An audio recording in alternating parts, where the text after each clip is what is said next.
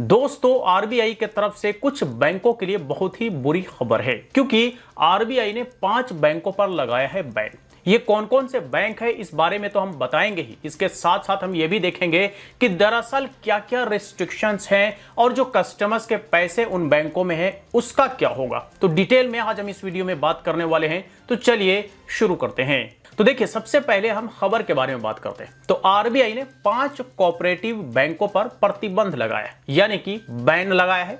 बहुत सारे रिस्ट्रिक्शंस लगा दिए हैं, कस्टमर्स पैसे नहीं निकाल सकते। इसके साथ साथ 6 महीने तक आरबीआई की निगरानी रहेगी इन 5 बैंकों के ऊपर। अगर हालात ठीक ठाक हुए तब तो इन बैंकों पर से प्रतिबंध हटाया जा सकता है, हालात ठीक ठाक नहीं हुए तो प्रतिबंध नहीं भी हटाया जा सकता है।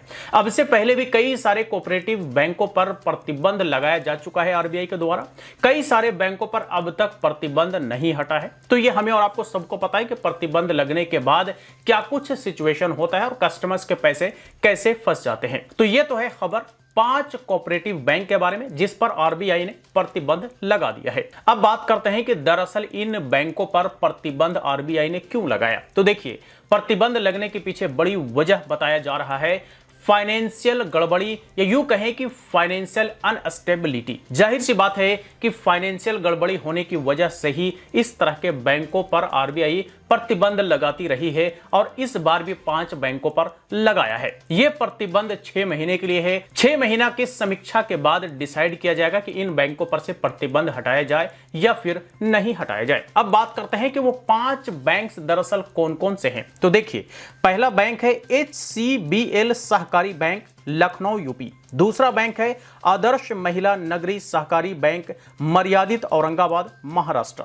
तीसरा बैंक है शिमशा सहकारी बैंक नियमिथा मदूर कर्नाटक। चौथा है उराकोंडा cooperative town bank उराकोंडा Andhra Pradesh. और पांचवा है शंकरराव मोहिते पाटिल सहकारी बैंक अकलूज महाराष्ट्र। जी हां, तो ये 5 ऐसे कोऑपरेटिव बैंक्स हैं जिस पर आरबीआई ने हाल ही में प्रतिबंध लगाया है। अब बात करते हैं कि इन बैंकों में जिन कस्टमर्स का जो पैसे जमा रहे होंगे उनके पैसों का क्या होगा, क्या वो पैसे निकाल पाएंगे। तो देखिए, इस बारे में भी न्यूज क्लियर है कि सिर्फ और सिर्फ 5 बैंकों में से 2 ही बैंक में से पैसे निकाले जा सकेंगे और उसका भी लिमिट है मात्र 5,000 रुपए। और ये जो 2 बैंक है जहां से 5,000 रुपए के लिमिट तक का विथड्रॉवल किया जा सकता है, इनमें से एक है शंकरराव मोहिते पाटिल सहकारी बैंक जो कि अलकूज महाराष्ट्र में है, और दूसरा है उरावकोंडा कोऑपरेटिव टाउन बैंक जो कि उरावकोंडा आंध्र प्रदेश में है। जी हां, तो इन 2 बैंकों से ही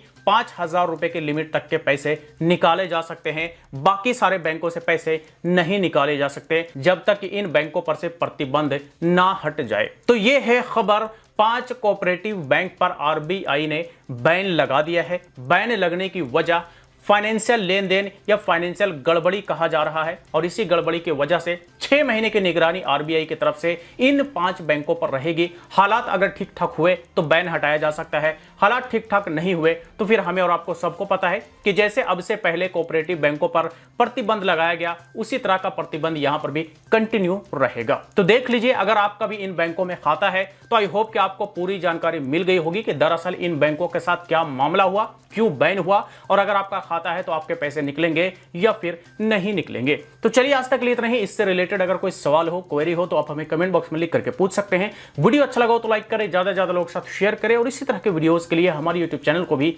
सब्सक्राइब करें।